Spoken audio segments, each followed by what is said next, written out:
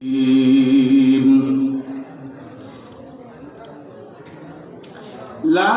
تقف ما ليس لك به عليم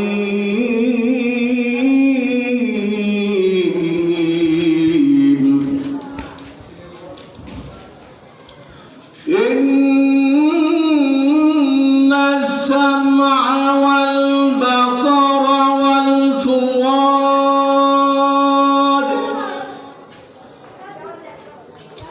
كل أولئك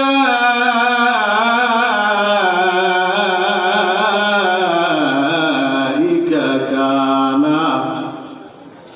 عنه مسؤولا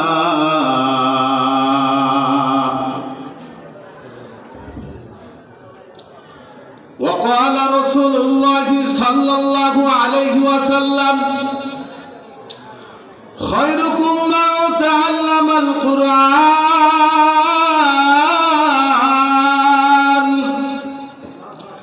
أو كما قال عليه الصلاة والسلام সকলে আমরা দরুদ শরীফ পড়ি নামাজের ভিতরে যে দরুদটা পাঠ করি এই দরুদ পাঠ করি اللهم صل على محمد وعلى آل محمد كما صليت على إبراهيم وعلى آل إبراهيم إنك حميد مجيد اللهم بارك على محمد وعلى آل محمد كما باركت على إبراهيم وعلى آل إبراهيم إنك حميد مجيد সম্মানিত সুধী, সর্বপ্রথম আল্লাহ পাকের দরবারে আলী শানে লাখো কোটি শুকর ও সুজুদ যে মহান রাব্বুল আলামিন আমাদের হায়াত দীর্ঘায়িত করে আজকের মুহূর্ত পর্যন্ত সুস্থ সবল রেখে দুনিয়ার হাজারো ব্যস্ততাকে পেছনে ফেলে রেখে দ্বীনের নিসবতে কোরআনে পাকের মহব্বতে জান্নাতি আয়োজনে আমাদের কাউকে আলোচক কাউকে শ্রোতা হিসাবে হাজিরিন যে সাআদাত গ্রহণ করলেন সেই মহান মহিয়ানের দরবারে একবার কালিমাতুশ শুকর পাঠ করে নেই। সকলে বলেন সাল্লাল্লাহু আলাইহি ওয়াসাল্লাম। সম্মানিত সুধী, আমরা আল্লাহ তাআলার দরবারে শুকরগুজার করে দেই যে আল্লাহ তাআলা ফিতনার জামানায় আমাদেরকে বিভিন্ন অশ্লীল থেকে খারাপি কাজ থেকে আমাদেরকে একটা উত্তম জায়গা, যেই জায়গাটার নাম রাসূল পাক সাল্লাল্লাহু আলাইহি সাল্লাম বলেছেন জান্নাতের বাগান। বলেন সুবহানাল্লাহ। কি কারণে? এখানে কোরআনের আলোচনা হবে, হাদিসের আলোচনা হবে, এই দুইটি জিনিসের আলোচনা হবে এবং আল্লাহর মহত্ব সম্পর্কে, বরত্ব সম্পর্কে আলোচনা হবে। সেজন্য এটাকে কি বলা হয়েছে? জান্নাতের বাগান বলা হয়েছে। আচ্ছা, আমরা এই মাদ্রাসার মাহফিল হওয়াতে খুশি না বেজার? বলেন তো। খুশি। কেন খুশি হব না? এখানে এই মাদ্রাসার ভিতরে কোরআনুল কারীম শিক্ষা দেওয়া হয়, আর এই মাদ্রাসার মাহফিলের মধ্যে কোরআনের কথাই বলবে, ঠিক কি না? আজকে দেখেন না 11টা, 11:30টার দিকে ভূমিকম্প হয়েছে। আল্লাহর জমিনটার মধ্যে অনেক এরকম আযাব গজব আসবে। এই আযাব গজবকে রদ করার জন্য একমাত্র কৌশল, সেটা হলো এই মাহফিল। এই মাহফিলগুলো, কোরআনের আলোচনাগুলো, আল্লাহর ভয় ভীতি যখন আসবে, কোরআনুল কারীম যখন পাঠ করা হবে, তিলাওয়াত করা হবে, তখন ওই গজব এসে আসবে, কিন্তু আল্লাহ পাক রব্বুল আলামিন দূর করে দেবে, বলবে এই আযাব এদিকে আসো। ওই জমিনের মধ্যে, কোন জমিনে তুমি গেছো? যেই জমিনের মধ্যে আজকে কোরআনের মাহফিল হচ্ছে। কোন জমিনে গেছো? যেই জমিনটার মধ্যে কোরআনুল কারীমের তেলাওয়াত হচ্ছে, হাফেজে কোরআনরা কোরআন তেলাওয়াত করতেছে। অতএব এদিকে আসো, তোমার আর ধ্বংস করা লাগবে না, বিল্ডিং কে ধ্বংস করা লাগবে না, জমিনে থাক, বিল্ডিং থাক। আল্লাহ তখন ওই যে আযাবকে ফেরত নিয়ে যাবে। আযাব দিয়েছিল, কিন্তু দেখতেছে কোরআনের মাহফিল, দেখতেছেন মাদ্রাসা আছে, দেখতেছেন মাদ্রাসার মধ্যে কোরআনুল কারীম তেলাওয়াত করতেছে। এই যে মাদ্রাসা আছে, এই মাদ্রাসার মধ্যে আমরা ইনশাআল্লাহ, আমাদেরকে বলতে হয় না, 2 বেলা আমরা অটোমেটিক্যালি দোয়া করি এই এলাকাবাসীদের জন্য, ছেলে মেয়েদেরকে নিয়ে, এক সকাল আর এক বিকাল। আমার যে মাদ্রাসায় আমি লেখাপড়া করেছি, ফুলবাড়িয়া মাদ্রাসায়, আমার ওস্তাদদেরকে আমি দেখেছি মানুষের ওপর কোনো তওয়াক্কুল করতো না, ভরসা করতো না। কারণ ভরসা করবো তো ওই মালিকের ওপর। এই জন্য তো আল্লাহ পাক বলেছে ওয়া ইয়াতাওয়াক্কাল আলাল্লাহ ফাহুয়া হাসবু। যেই ব্যক্তি আল্লাহর উপর ভরসা করে, আল্লাহ রাব্বুল আলামিন তার জন্য যথেষ্ট হয়ে যান। বলেন না সুবহানাল্লাহ। আল্লাহর উপর ভরসা বান্দা করবে, আল্লাহ পাক রব্বুল আলামিন ওই কাজের মধ্যে বরকত দান করবে, সফলতা দান করবে। এই যে আমরা আজকে মাহফিল হওয়াতে খুশি না দাদা? খুশি। এই মাহফিলের মধ্যে কোরআন থেকে আলোচনা করবে। এতক্ষণ পর্যন্ত আলোচনা করেছে কোরআন থেকে, ঠিক কি না? কোরআন থেকে আলোচনা হবে। আর আমি প্রধান মেহমান যিনি আসবে, ওনাকে বলা হয়েছে যে এলাকাবাসীর জন্য দোয়া হবে। এলাকাবাসীর সাহায্য না হলে কিন্তু মাহফিল হয় না, ঠিক কি না? এলাকাবাসীর মধ্যে, এই এলাকার মধ্যে মাদ্রাসা আছে, আর দোয়ার মহতাজ হলো এলাকাবাসী। আর এলাকার যত কবরস্থান আছে, গোরস্থান আছে, এই মাইনেরদের জন্য দোয়া হবে এখানে। এটা বড় মেহমানকে বলা হয়েছে, উনি দোয়া করবেন। তো বাপ, কোরআনুল কারীম এমন একটা জিনিস, কোরআনের মধ্যে কোনো ভুল নাই, সন্দেহ নাই, সন্দেহ করা যাবে না। ভুল বের, এমনকি এমনও ঘটনা আছে কোরআনের ভুল ধরতে এক পর্যায়ে সে তার ভুলকে সংশোধন করেছে। বলেন না সুবহানাল্লাহ। আমরা এরকম ইতিহাস পড়েছি, জেনেছি। হযরত উমর ফারুক রাদিয়াল্লাহু তাআলা আনহু, তার বোনেরা যখন ইসলাম গ্রহণ করেছে, কোরআন যখন পড়েছিল, তখন তার দিলের ভিতরে জ্বলন্ত আগুন যেন দাউ দাউ করতেছে, এরকম অস্থির হয়ে গেছে। কেন তারা মুসলমান হলো? কেন তারা কোরআন পড়তেছে? মুহতারাম হাজিরিন, দেখেন কোরআনের সে কাছে যাইয়া, কোরআনের স্পর্শে সে কি হয়ে গেল? পরবর্তীতে নিজেকে আত্মসমর্পণ করলেন, মুসলমান হয়ে গেলেন। এই কোরআনুল কারীম যখন পড়বে, পাঠ করবে, তিলাওয়াত করবে, হাফেজে কোরআন হবে, এদের দিলের ভিতরে এমন একটা ভয় সৃষ্টি হবে, ওই কোরআন তখন তার দিলের ভিতর থেকে বলবে, এরে বান্দা, তুই তো আমারে শিখিয়া, আমারে অর্জন করিয়া, আমারে দিলের মধ্যে ছোঁয়া লাগাইয়া, আমারে দিলের মধ্যে রাখছস, আবার হারাম করতেছ। কোরআন তখন স্মরণ করায় দিবে, তখন ওই বান্দা মুহূর্তের ভিতরে সংশোধন হয়ে যাবে। এই জন্য কোরআনুল কারীম আপনার আমার ছেলে সন্তানকে যদি আমরা শিখাই, তাহলে দেখবেন এই পৃথিবীটা সোনার রাষ্ট্র হয়ে যাবে, সোনার দেশ হয়ে যাবে। কথা বলেন ঠিক কিনা? জান্নাতে যাওয়ার আগেই তুমি হবে জান্নাত। মহিষী নারীর ঘটনার কথা মনে পড়ে গেল। হযরত আব্দুল্লাহ ইবনে মুবারক রাহমাতুল্লাহি আলাইহি একজন মহিলার ঘটনা বর্ণনা করলেন। হযরত আব্দুল্লাহ ইবনে মুবারক রাহমাতুল্লাহি আলাইহি বলেন, আমি একদিন বিশ্রামের জন্য এক জায়গায় শুয়েছিলাম, হঠাৎ একজন আরোহী আমার কাছে আসলো।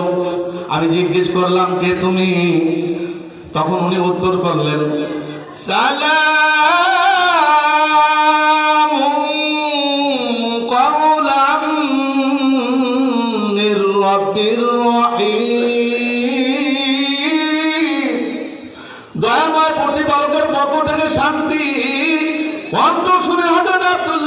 মুবারক রাহমাতুল্লাহি আলাইহি বুঝতে পারলেন আগন্তুক মহিলা। এই কারণে আব্দুল্লাহ ইবনে মুবারক রাহমাতুল্লাহি আলাইহি জিজ্ঞেস করলেন, ও আম্মা জান, ও আম্মা জান, কোথা থেকে আপনি আসলেন? বুড়িমা তখন বললেন, ওয়াতিমুল হাজ্জা ওয়াল উমরাতা লিল্লাহ। আল্লাহু আকবার বলে, তোমরা আল্লাহর জন্য হজ উমরা পালন করো, তোমরা আল্লাহর জন্য হজ উমরা পালন করো। হযরত আব্দুল্লাহ ইবনে মুবারক রাহমাতুল্লাহি আলাইহি বুঝতে পারলেন মহিলা বুড়িমা হজ সম্পন্ন করে এখানে এসেছেন। হযরত আব্দুল্লাহ ইবনে মুবারক রাহমাতুল্লাহি আলাইহি আবার প্রশ্ন করলেন, ও বুড়িমা, কিভাবে আপনি এখানে আসলেন? বুড়িমা তখন বাংলা কথা দিয়ে বলে নাই, ইংরেজি দিয়ে বলে নাই, ও মুসলমান, বলেছেন কোরআনের কারিমের আয়াত যারা কি মাই ইউদ্লিলিল্লাহু ফালা হাদিয়া লাহ। আল্লাহ পাক যাকে পথহারা করে কেউ তাকে পথের দিশা দিতে পারে না। হযরত আব্দুল্লাহ ইবনে মুবারক রাহমাতুল্লাহি আলাইহি বুঝতে পারলেন বুড়িমা পথ হারিয়ে ফেলে এখানে এসেছেন। এই কারণে আব্দুল্লাহ ইবনে মুবারক রাহমাতুল্লাহি আলাইহি আবারও প্রশ্ন করলেন, ও বুড়িমা, কিভাবে আপনি এখানে আসলেন? বুড়িমা তখন উত্তর করলেন, উদখুলু লিসরানি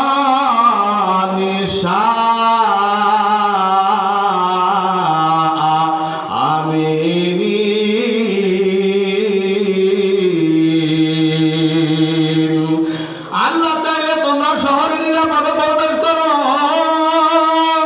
হযরত আব্দুল্লাহ ইবনে মুবারক রাহমাতুল্লাহি আলাইহি বুঝতে পারলেন বুড়িমা মুসলমান এইভাবে অনবরত আরবিগুলো পড়তে আছেন কোরআনে কারিমের আয়াত দিয়ে বলতেছেন আর উত্তর দিতে আছেন। মুসলমান বন্ধুগণ, এবার আব্দুল্লাহ ইবনে মুবারক রাহমাতুল্লাহি আলাইহি বুঝতে পারলেন, বুঝে আবার বলতেছে, ও বুড়িমা, আপনি কি আপনার শহরে যাবেন? আপনি কি আপনার বাড়িতে যাবেন? ও বুড়িমা, আপনার কি সংসার আসেনি? আপনার সংসারে কেউ আসেনি? ও বুড়িমা, আপনার স্বামী আছে কিনা? বুড়িমা তখন কোরআনুল কারীমের আয়াত দিয়ে জবাব দেয়, লা তাকিফু মা লাইসা লাকা বিহি আলিম,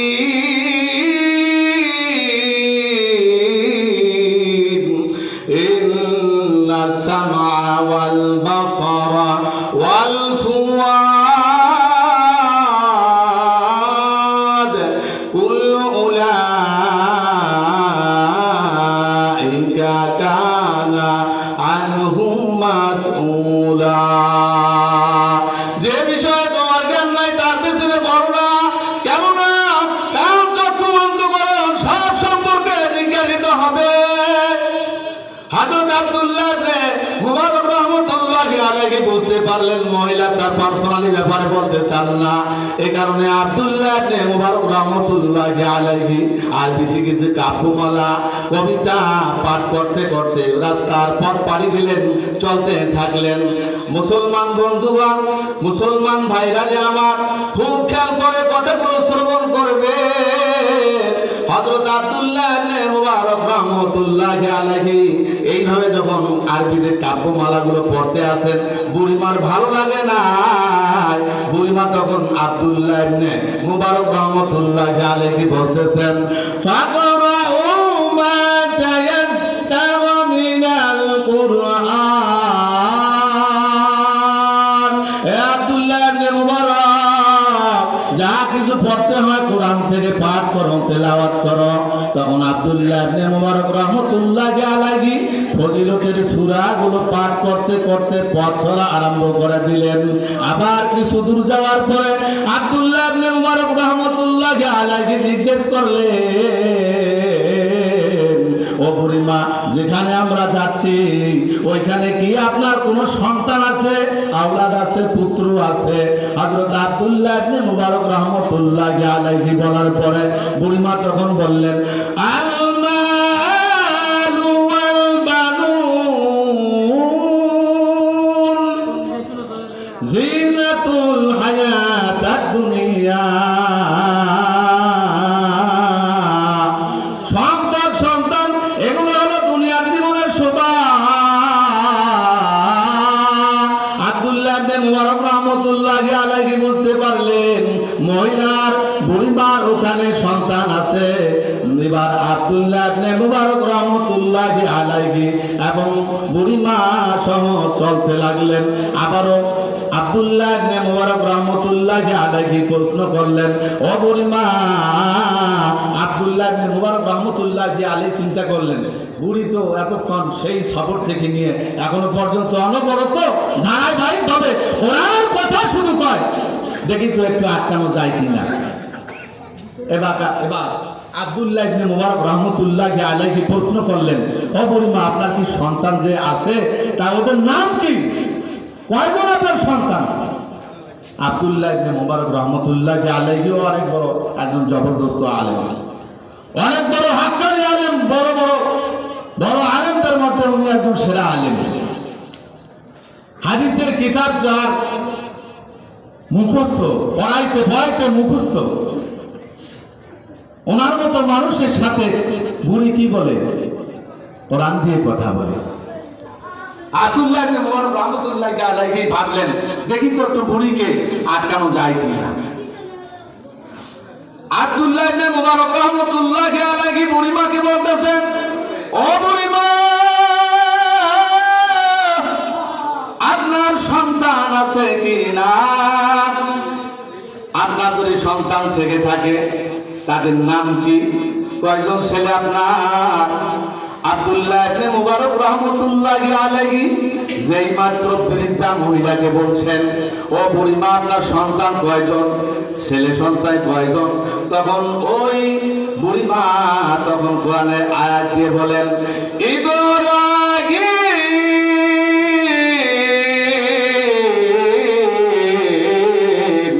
ওয়া ইসমাঈল ওয়া ইসহাক। আল্লাহু আকবার। হযরত আব্দুল্লাহ ইবনে মুবারক রাহমাতুল্লাহি আলাইহি বুঝতে পারলেন বুড়িমা তিনজন সন্তান আছে, তাদের মধ্যে একজনের নাম ইব্রাহিম, আরেকজনের নাম ইসমাঈল, আরেকজনের নাম ইসহাক। এইভাবে অনবরত বুড়িমা তার সাথে মুহাদ্দিস সাহেবের সাথে কথা বলতেছে। মুহতারাম হাজিরিন, আমি এই ঘটনা বলার তার উদ্দেশ্য হচ্ছে শেষের কথাটা বলি। এই যে এতক্ষণ পর্যন্ত যে লম্বা একটা সফর পাড়ি দিলেন, সেই হজ থেকে নিয়ে মদিনাতুল মুনাওয়ারা থেকে নিয়ে তার গন্তব্য বাড়ি যাওয়া পর্যন্ত শুধু অনবরত কোরআনুল কারীমের আয়াত দিয়ে কথা বলেছেন। শেষ মাসের কথাটা বলি কি, তার ছেলেদেরকে বলতেছে, অবাক হয় মুহাদ্দিস সাহেব, এই তোমাদের মা এই কতদিন পর্যন্ত আরবিতে কথা বলে? আমাদের মা কোরআনের হাফেজা, হাদিসের আলেমা। আমাদের মার ভীতি তার অন্তরের মধ্যে অনেক যেটা দেখা যায় না। আমাদের মা আজ থেকে নিয়ে 40 বছর পর্যন্ত কোরআন নিয়ে কথা বলে। বলেন সুবহানাল্লাহ। আপনাদের ছেলে মেয়েদেরকে যদি বা মাদ্রাসার মধ্যে লেখাপড়া করেন, এই জায়গার মধ্যে অনেক মাদ্রাসা আছে, যে মাদ্রাসাকে ভালো লাগে, পছন্দ হয়, সেই মাদ্রাসায় পড়ান। আপনাদের চারটা ছেলে, দুইটা ছেলে অন্তত একটা মাদ্রাসার মধ্যে দেন, অনেক লাভ আছে। রাসূল পাক সাল্লাল্লাহু আলাইহি সাল্লাম বলেছেন, তুমি যদি আলেম হও, আর তুমি যদি না হতে পারো, তাহলে তোমার সন্তানকে বানাও। তোমার সন্তানকে যদি না করতে পারো, তাহলে তোমার পরিবারের যে কোনো একজনকে, আর তা না হলে আরেকজনের পোলাকে যত খরচ আছে সব খরচ বহন করো তুমি।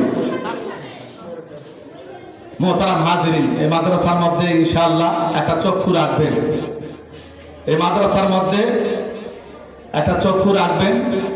আর আমরা সব সময় এই মাদ্রাসার মধ্যে শিক্ষার্থীদেরকে নিয়ে দুই বেলা দোয়া করি, আমি যেটা শুরুতে বলছিলাম।